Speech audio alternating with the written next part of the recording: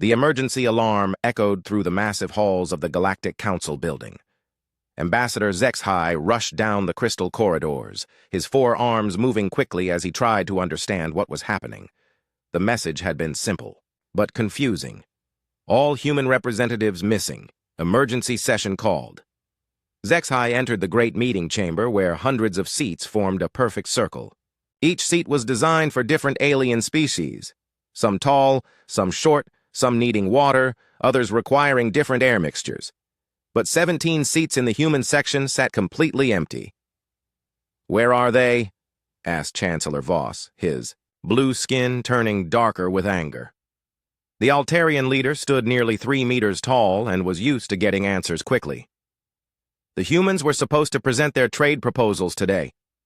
Ambassador Keth from the Centauri system shook her scaled head. "Nobody knows. Their embassy staff is gone too. All their offices are locked and empty." HFY felt confused. Humans had been part of the Galactic Council for 50 years now. They were always punctual, always prepared, sometimes annoyingly so. They never missed meetings, especially important ones. "Maybe they are sick?" suggested Representative Mort from the gas-breathing nebula colonies. His voice came through a translation device since his species communicated through chemical signals. "All of them? At the same time?" Voss laughed, but it was not a happy sound. "This is probably another one of their emotional outbursts. Humans are like children. They get upset and storm off when things don't go their way." Several other council members nodded in agreement. Humans were known for being difficult. They asked too many questions.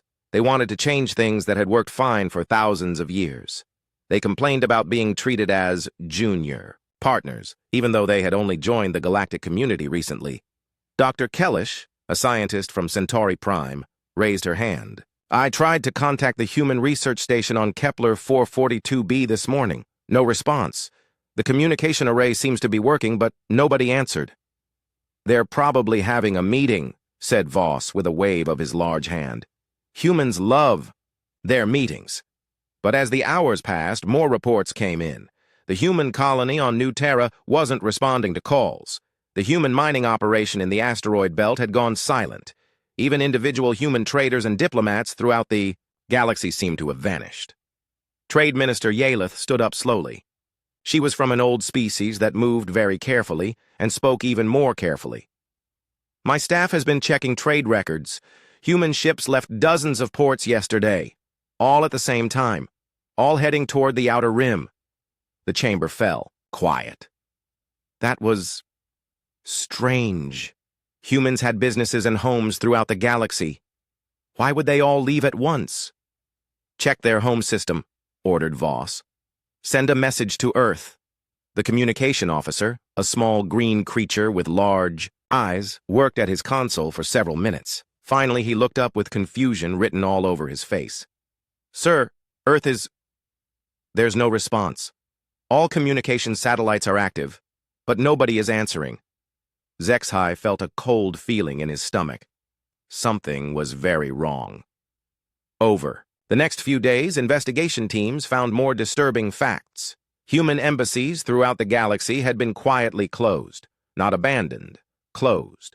Everything was clean and organized. Documents were filed properly. Security systems were turned off correctly. It was as if the humans had simply decided to leave and had taken the time to do it right. Even stranger, wherever humans had been living or working, they had left detailed instruction manuals. How to operate the machines they had been using. How to maintain the systems they had built.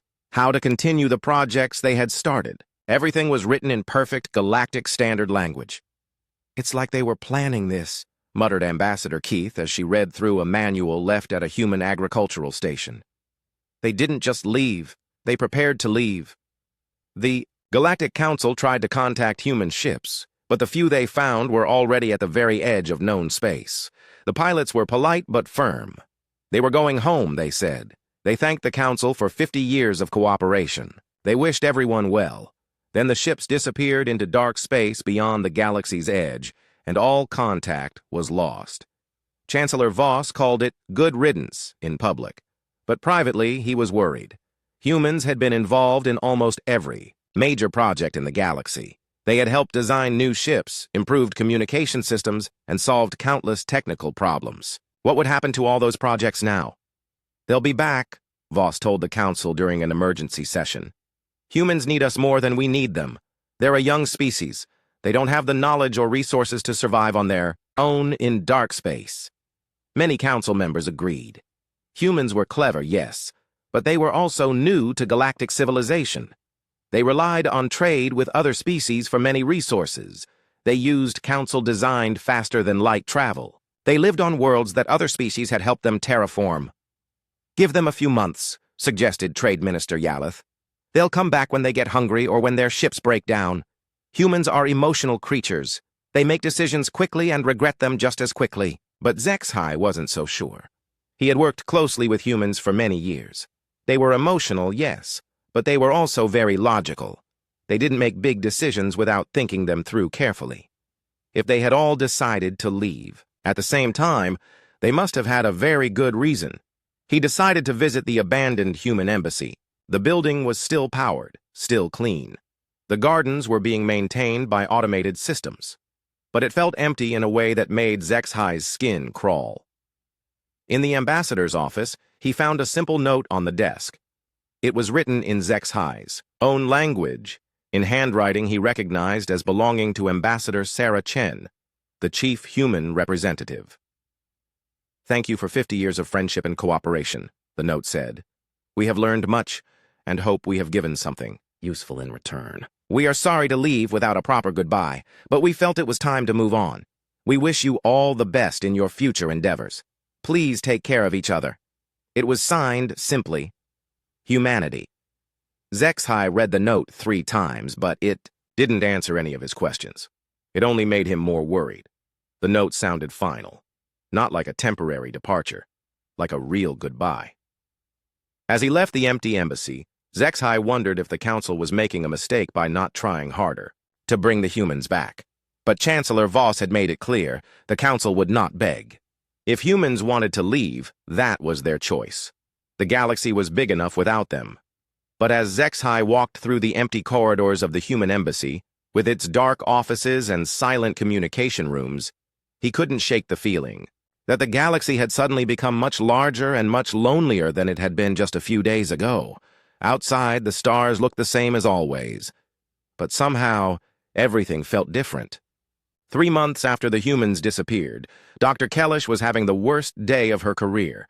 She stood in the main communications center on Centauri Prime, staring at screens filled with error messages and failed connections. The quantum relay in Sector 7 just went offline, reported her assistant, a young Centaurian named Vex. His scales were pale with worry. That's the 15th one this week. Kellish rubbed her tired eyes. The quantum communication network that connected distant parts of the galaxy was falling apart. Systems that had worked perfectly for decades were suddenly failing one after another. Have you found the problem yet? She asked the repair team. Chief Engineer Tolk shook his massive head. He was from a strong species that could work in dangerous conditions. But even he looked defeated. It's the strangest thing, Doctor. The hardware is fine. The quantum processors are working. But the error correction algorithms keep failing. Error correction algorithms? Yes. They were designed to fix small problems automatically before they became big problems. Without them, even tiny errors in the quantum signals become major failures. Kellish frowned.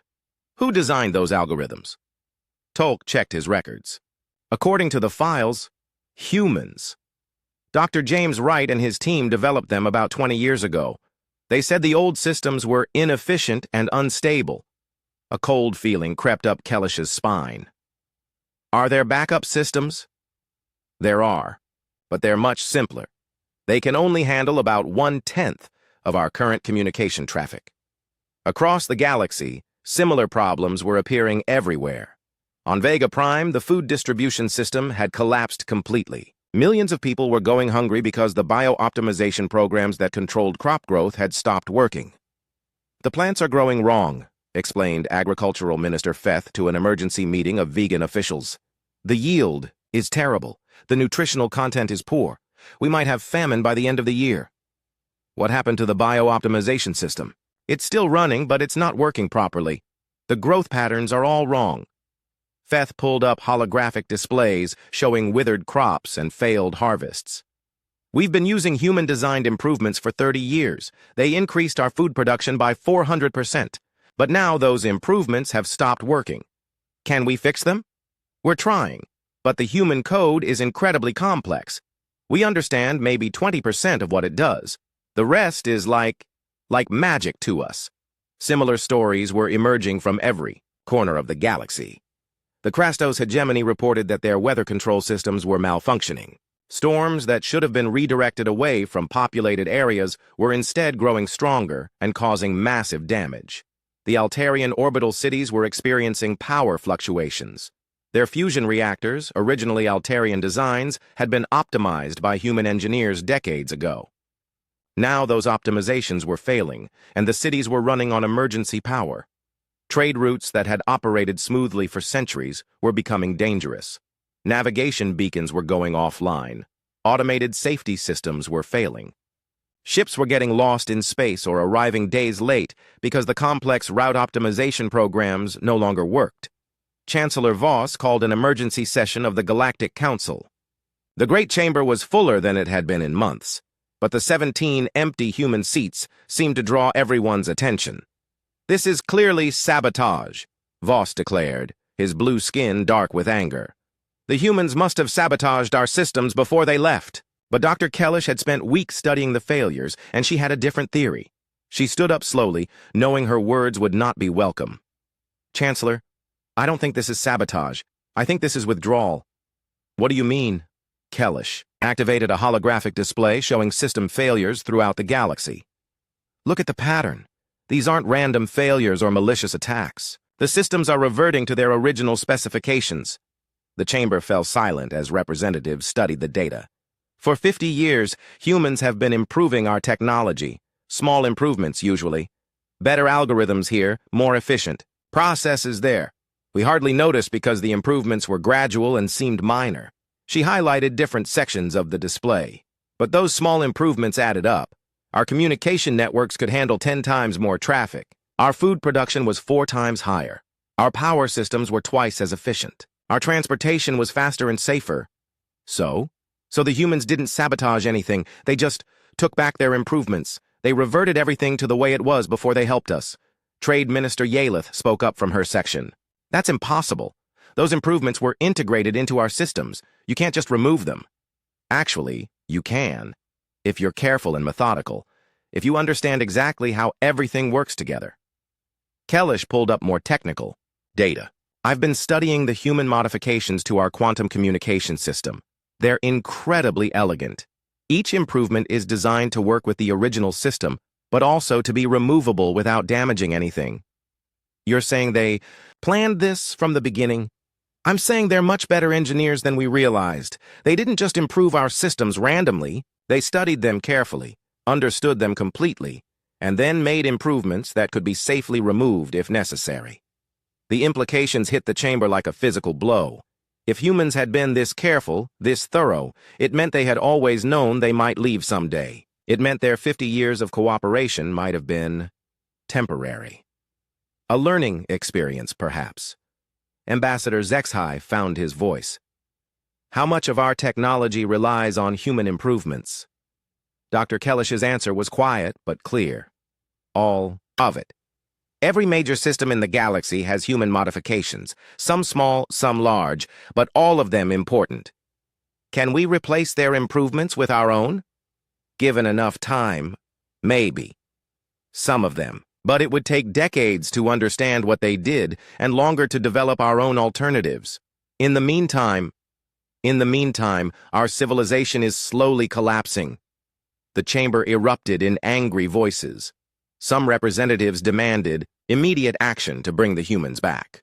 Others insisted this proved humans had been secretly controlling galactic civilization. A few suggested declaring war on humanity, though nobody could explain how to fight an enemy that had already left. Chancellor Voss pounded his speaking rod for order. "We are not dependent on humans," he declared. "We built this civilization ourselves. We can maintain it ourselves." But his words sounded hollow in the great chamber, surrounded by empty human seats and the growing list of system failures that nobody knew how to fix. Dr. Kellish gathered her data and left the meeting early. She had work to do. If they were going to survive without human help, they needed to understand exactly what that help had been. As she walked through the corridors of the council building, she passed the sealed human embassy. Through the windows, she could see the lights were still on, the gardens still green. The humans had left everything clean and organized, ready for someone else to use. But they had also left them all alone, in a galaxy that was suddenly much more complicated and dangerous than anyone had realized. 6 months after humanity's departure, Ambassador HFY stood on the observation deck of the exploration ship Unity and stared at Earth through the viewport. The blue and green planet looked exactly as he remembered it, beautiful, peaceful, alive. But something was terribly wrong with this picture. "Are you sure the scanners are working correctly?" he asked Captain Morth, the ship's commander. "Triple-checked, Ambassador. The planet is there, the cities are there, the infrastructure is intact, but there are no life signs, no humans, no animals, no detectable biological activity at all." HFY felt sick. Earth wasn't destroyed or damaged. It was empty. Completely and perfectly empty. The past 3 months had been a disaster for galactic civilization. The Krastos hegemony was in the middle of a civil war because their weather control systems had failed during the growing season. Without proper weather management, crops failed across their homeworld. Food shortages led to riots. Riots led to regional conflicts, and regional conflicts were growing into full-scale war. The proud Altarians were evacuating their orbital cities. The fusion reactors that powered their space habitats were shutting down one by one. Each reactor had been built with human improvements that made them more stable and efficient. Without those improvements, the reactors couldn't handle the power demands of the massive cities. "We're moving 2 million people back to the surface," reported Altarian Governor Kess during the last council meeting. "Our ancestors lived on planets, so we can learn to do it again. But it will take years to build enough surface cities, and we don't have years." The situation was the same everywhere. The Vegan Confederacy was facing famine. The Centauri Federation was dealing with communication breakdowns that made governing their scattered colonies almost impossible. Trade routes were becoming so dangerous that many merchants had simply stopped traveling. "Take us down to the surface," HFY ordered. "I need to see this for myself." The Unity landed in what had been New Geneva, one of Earth's major diplomatic cities. HFY put on his environmental suit and walked through streets that should have been crowded with humans. Instead, he found empty sidewalks, dark windows, and perfect silence. But everything was maintained. The grass in the parks was cut, the buildings were clean, the streets showed no signs of decay or abandonment. It was as if the entire human population had simply vanished that morning, leaving behind caretaker systems to keep everything neat and tidy. "This is impossible," muttered Dr. Kellish, who had joined the expedition. "Where did they all go? How did they move 8 billion people without anyone noticing?" They explored the city for hours. They found libraries full of books, museums with carefully preserved artifacts, homes with furniture still in place. But no humans, no pets, no insects, no birds. It was like walking through a perfect replica of a living city. In the former Galactic Embassy building, they made their first real discovery. The main computer system was still active, and it contained a message waiting for them. "Welcome back to Earth," the message began in perfect galactic standard. "We hope you find everything in good order. We have prepared information packages that should help you understand what has happened and what you can expect in the coming years." The message was signed with a simple H, presumably for humanity. The information packages were enormous. Detailed technical manuals explaining every piece of technology humans had modified throughout the galaxy. Historical records of their improvements and why they had been made. Economic analyses showing how human modifications had affected galactic trade and development. But most disturbing were the crisis management reports, hundreds of them. Each one describing a potential disaster that other species had never even known about. "Look at this," Dr. Kellish called to HFY.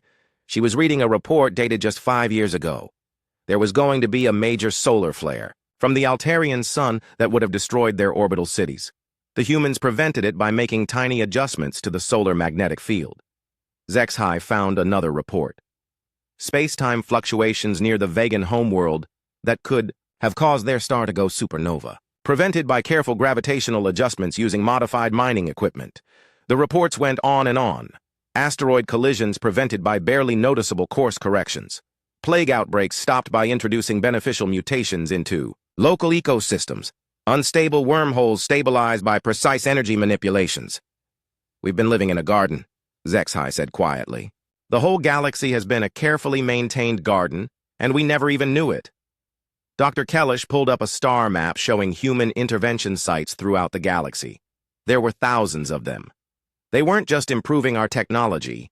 They were actively protecting us from dangers we didn't even know existed. But why didn't they tell us? Would we have believed them? Would we have accepted help if we knew how much help we actually needed? The answer was obvious. Species like the Altarians and the Krastos hegemony were proud of their independence. They would never have accepted the idea that they needed constant protection from a junior species like humanity. They spent 3 days exploring Earth, but found no trace of where the humans had gone. The space elevators were inactive but undamaged. The orbital shipyards were empty but maintained. Even the lunar colonies were perfectly preserved but completely lifeless. It's like they just ascended, Captain Morth said during their final evening on Earth, like they evolved beyond the need for physical existence. But HFY had found one more piece of information that suggested something different. Hidden in the deep files of the embassy computer was a star chart, not of the Milky Way galaxy, but of the space beyond it. The dark void between galaxies where no known species had ever traveled. The chart showed possible routes through that void, marked with human symbols and notations in human languages. At the edge of the chart, barely visible, were what looked like destination markers. They didn't ascend, HFY told his team as they prepared to leave Earth. They emigrated to somewhere we can't follow. The trip back to the Council Worlds gave HFY time to think about what they had discovered. Humanity hadn't abandoned the galaxy out of anger or frustration. They had graduated from it. Like parents whose children had grown up, they had quietly removed their protection and guidance and moved on to whatever came next. The question now was whether the other species of the galaxy could survive without their unknown guardians. The evidence from the past 6 months suggested the answer might be no.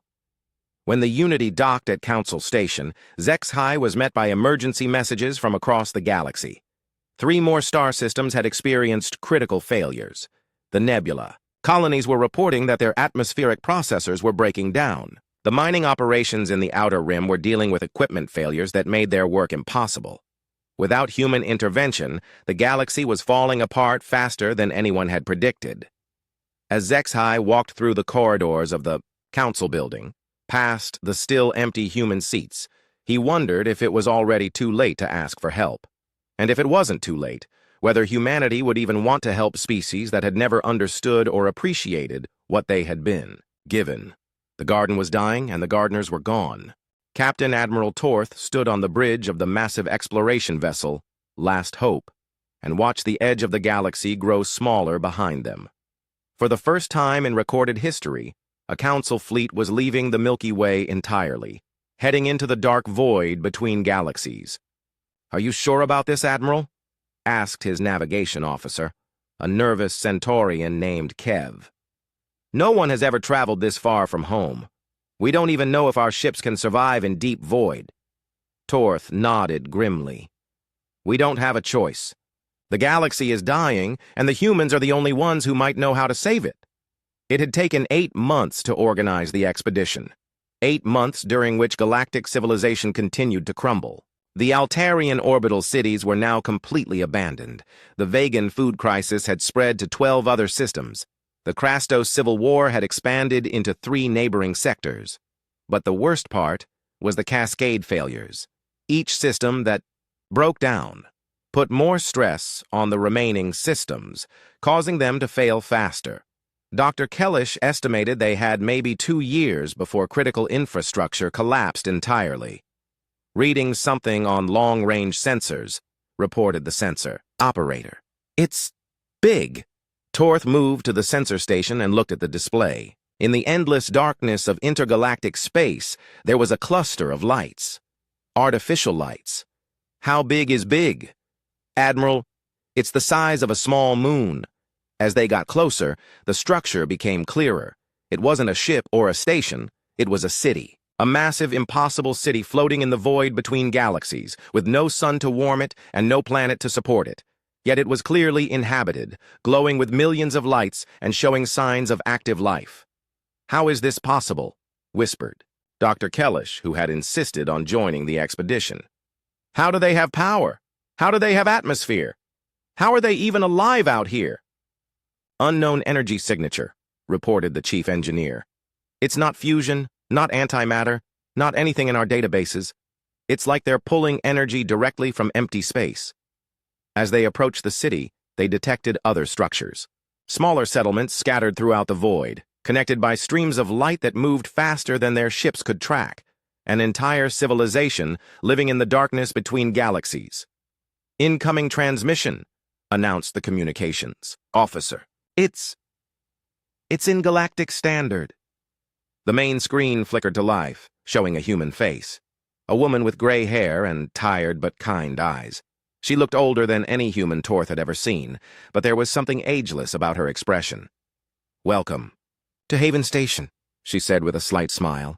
"I'm Dr. Sarah Chen, formerly of the Galactic Council Diplomatic Corps. We've been expecting you." Torth felt his four hearts skip several beats. "Dr. Chen, you were the chief human ambassador to the Council. We thought, where have you been?" "Home," she said simply. "Would you like to come aboard? I think we have much to discuss." The docking procedure was unlike anything in Torth's experience. The human station didn't use mechanical docking clamps or pressure seals. Instead, some kind of energy field gently guided their ship into what seemed to be a solid wall. But as they approached, the wall became transparent, then non-existent, allowing them to pass through into a massive hangar bay. The technology? Dr. Kellish was practically vibrating with excitement. They're manipulating matter at the molecular level, making it solid or permeable at will. Dr. Chen met them at the airlock, along with several other humans. They all looked healthy and content, but there was something different about them. Something that made Torth's military instincts nervous. "Please come with me," Dr. Chen said, leading them through corridors that seemed to shift and change as they walked. "I know you have many questions." The meeting room they entered was larger than it should have been, given the size of the corridors they had walked through. The walls showed views of the galaxy they had come from, views that updated in real time despite being impossible distances away. "How?" was all Torth could manage to say. "We've learned a few things," Dr. Chen said with gentle humor. "Please sit. Would you like something to drink? I remember Altarians prefer methane-based beverages." She somehow produced appropriate refreshments for each member of the delegation, despite the fact that they hadn't sent ahead information about who was coming. "Dr. Chen," Zexhai began carefully, "we need to know what happened. Why did humanity leave? Where did you go? And can you help us?" Dr. Chen's expression became more serious. "Those are fair questions. Let me try to answer them in order." She gestured, and the room's walls became a display showing the history of human involvement in galactic civilization. 50 years ago, when we first joined the Council, we were genuinely newcomers. We needed guidance, protection, trade partnerships. But we also brought something the galaxy had never seen before, a completely different approach to problem solving. The display showed human improvements to various technologies throughout the decades. Other species tend to think in terms of optimization within existing frameworks. Humans think in terms of paradigm shifts. We don't just make things better. We ask whether they need to exist at all. "What do you mean?" "Take your faster-than-light travel. The Council species spend enormous energy punching holes through space-time. We learned to ask space-time politely if we could borrow a shortcut." Dr. Kellish leaned forward. "That's impossible. Space-time doesn't have consciousness, doesn't it?" Dr. Chen smiled. "That's the paradigm shift. Reality isn't just physics and chemistry, it's information, and information can be negotiated with." The implications of that statement hit the delegation like a physical blow. If humans had learned to communicate with reality itself, it explained everything. The impossible energy sources, the matter manipulation, the ability to prevent natural disasters across the galaxy. You've been protecting us, HFY said. For 50 years, you've been quietly preventing disasters and improving our lives, and we never knew. We were learning, Dr. Chen admitted. And you were our teachers in a way. Each crisis we prevented, each system we improved, taught us more about how reality works. But eventually you outgrew us. Eventually, we realized we were holding you back. As long as we were there to solve your problems, you would never learn to solve them yourselves. You would never grow beyond your current limitations. Torth felt anger rising in his chest. So you abandoned us? Left us to die? We left you to live, Dr. Chen corrected gently. To truly live, not just exist under our protection. But our civilization is collapsing.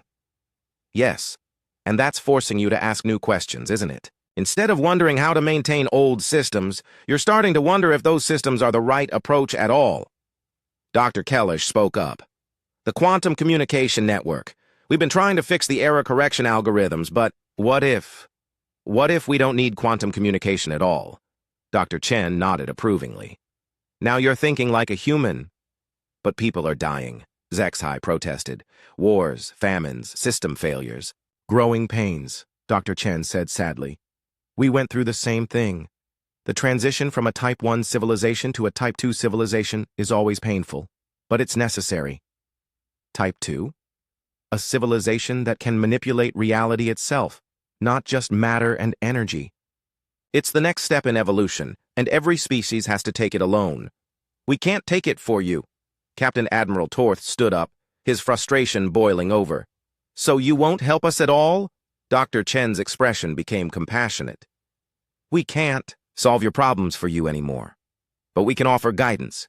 We can teach those who are ready to learn. But you have to be ready to abandon everything you think you know about how the universe works. And if we're not ready, then you'll find your own path. Or you won't. That's the choice every species faces eventually. The meeting continued for hours, with Dr. Chen explaining concepts that seemed impossible but made a strange kind of sense. Reality as a form of consciousness, matter and energy as different types of information, the universe as something that could be convinced to work differently if you approached it correctly. Some of the delegation's questions received answers. Others received only puzzles that would take years to solve. But one thing became clear. Humanity hadn't just left the galaxy. They had evolved beyond the need for the galaxy. As the delegation prepared to leave, Dr. Chen made one final offer. We're establishing schools, not on planets, but here in the void between galaxies, for those who want to learn what we've learned, for those ready to become something more than they are. And the others? The others will find their own way, or they'll build something different. Both paths are valid. As the last hope began its journey back to the galaxy, Torth wondered what kind of civilization would emerge from the chaos they were returning to. Would the Council species learn to think like humans? Would they find their own path to advancement? Or would they simply collapse back into pre-industrial societies? One thing was certain. The galaxy would never be the same. The children had to grow up now, whether they were ready or not. 2 years had passed since Captain Admiral Torth's expedition returned from the void between galaxies. Ambassador HFY stood in what had once been the Galactic Council chamber and looked around at the changes. Half the seats were empty now. Not just the human seats, but seats belonging to species that had retreated into isolation or had suffered complete governmental collapse. The remaining representatives looked tired and older. The past 2 years had been the hardest in galactic history, but they were also, in strange ways, the most hopeful. The Centauri Federation reports successful completion of their new communication system, announced Dr. Kellish from her position as the new head of technological development.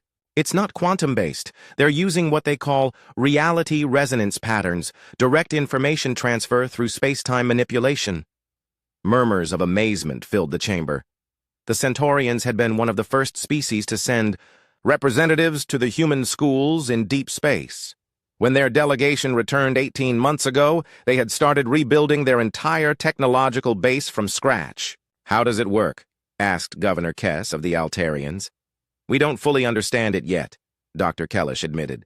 But instead of sending signals through space, they seem to be convincing space itself to carry their messages.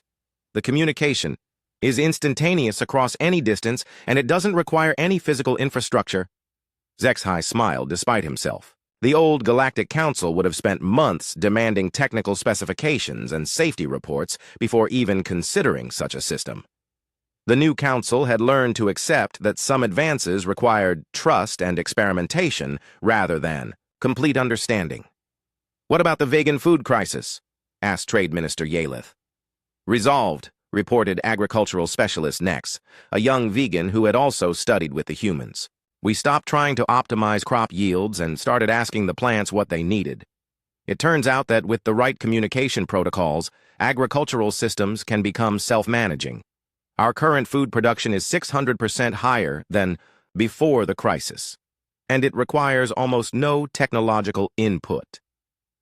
The chamber fell silent as representatives absorbed this information.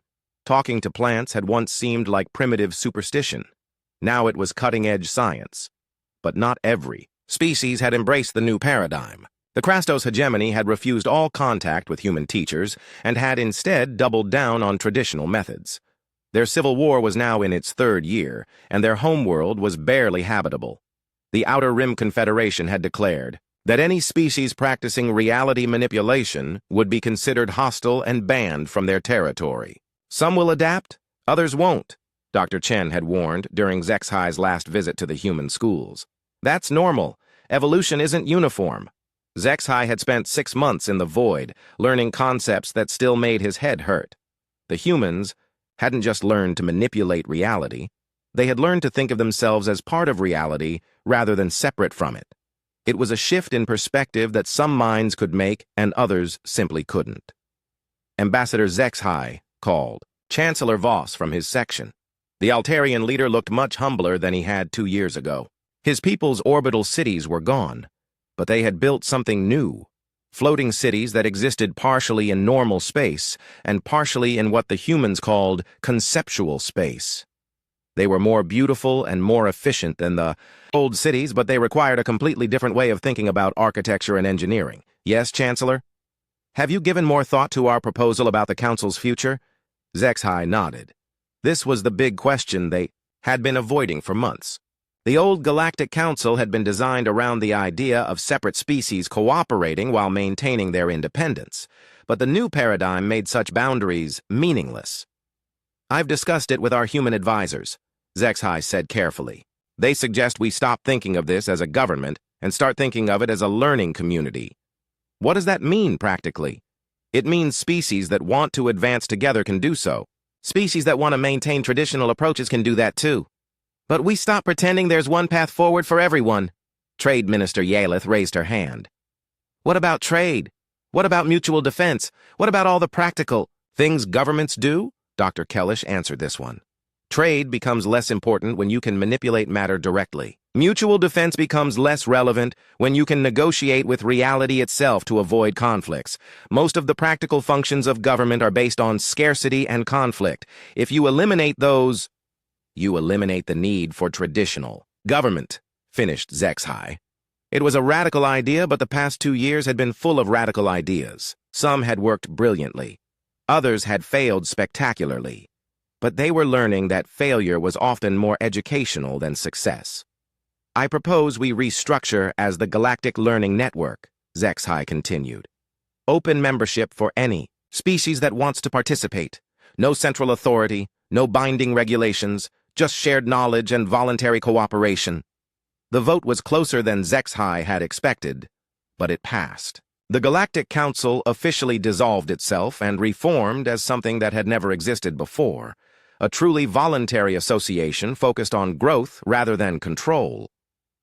3 months later, Zexhai found himself back in the void between galaxies, standing in a classroom that existed in 17 dimensions simultaneously. His students were young representatives from 12 different species, all learning to think in ways their ancestors would have found impossible.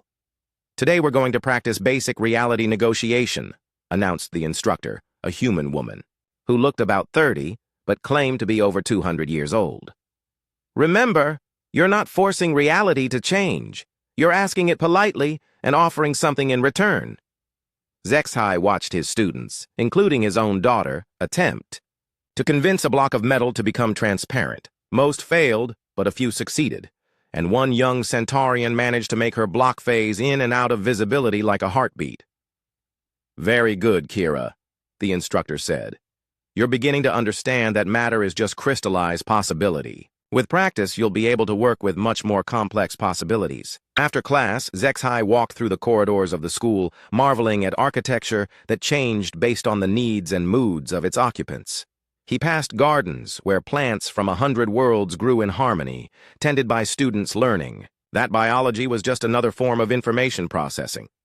In the main observation lounge, he found Dr. Chen watching the distant lights of other human settlements scattered throughout the dark void.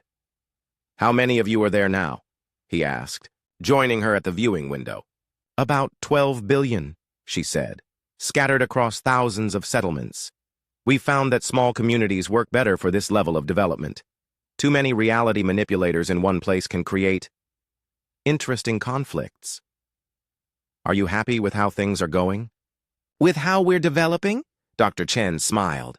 "You're asking the wrong question. Happy or unhappy implies we have expectations about specific outcomes. We've learned to be curious instead of happy." "Curious? We're curious to see what you'll become, what new approaches you'll develop, what problems you'll solve that we never thought of. Evolution is always surprising."